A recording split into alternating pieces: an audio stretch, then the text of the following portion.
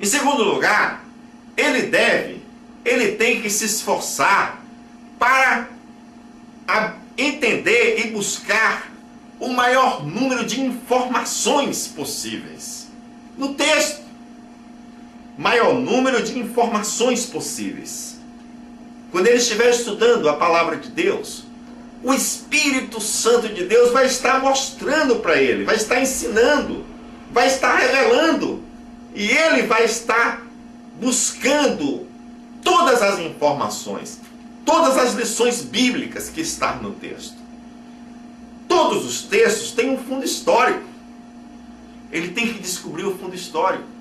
Ele tem que ver a estrutura gramatical. Todos os textos têm uma estrutura gramatical. Todos os textos têm um gênero literário. Verifique qual é o gênero literário. Se é prosa, se é poesia, ou outro gênero literário. Queridos, quando você estiver estudando o texto bíblico, verifique a situação emocional e espiritual dos personagens. Verifique também as figuras de linguagem. Todos os textos têm figuras de linguagem. Portanto, você vai estar observando. Vou dar agora um conselho de mestre. Conselho de mestre. Faça a reconstrução visual do texto. Procure no texto os pormenores físicos, geográficos, época do ano. Faça a reconstrução visual. Faça a reconstrução emocional. Observe no texto o estado emocional das pessoas, dos personagens. Observe se há nos personagens o sentimento de amor, de ansiedade, de alegria.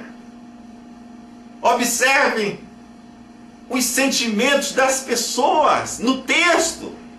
Se há esperança, respeito. Faça a reconstrução emocional quando você estiver estudando o texto bíblico. Outra forma de estudar o texto é fazendo perguntas. Esta é uma técnica do método indutivo prático. O que é que o texto diz? Faça essa pergunta. O que é que o texto significa? Faça perguntas. Como posso realizar estes alvos? Qual o propósito do texto? E como realizá-los? Outra pergunta. Faça perguntas. As perguntas devem ser claras. As perguntas devem ser precisas. Conselho de mestre. Você, como intérprete da palavra de Deus, deve ler várias vezes o texto. Leia várias vezes. Grandes pregadores leem o texto mais de 10 vezes. Todas as vezes que você estiver lendo, o Espírito Santo vai estar trazendo coisas novas. A palavra de Deus é uma fonte inesgotável. Você prega 1000 vezes João 3,16. E quando você for pregar pela 11ª vez, você vai pregar algo novo. Leia o texto quantas vezes seja necessário. Esta é uma lição. E à medida que você for lendo o texto, faça a sua própria interpretação. Escreva a sua interpretação. É importante também que você leia outras obras que tratem do mesmo assunto do texto que você está estudando. Não esqueça de sempre estabelecer os propósitos gerais e específicos. Localizou a ideia central, localizou a ideia secundária do texto, estabeleça os propósitos gerais e específicos. Neste curso de homilética, eu quero também que você aprenda o método indutivo prático, rápido. Método indutivo rápido. Esse método, ele é fundamentado em várias perguntas que você faz ao texto, e à medida que o texto vai respondendo estas perguntas, você vai preparando o seu sermão. Faça as perguntas ao texto. Quais perguntas, pastor Simeão? Primeira pergunta que você faz ao texto: o que o texto fala sobre Deus? Essa é a primeira pergunta. Quem é Deus no texto? Segunda pergunta. Como se revela ao homem?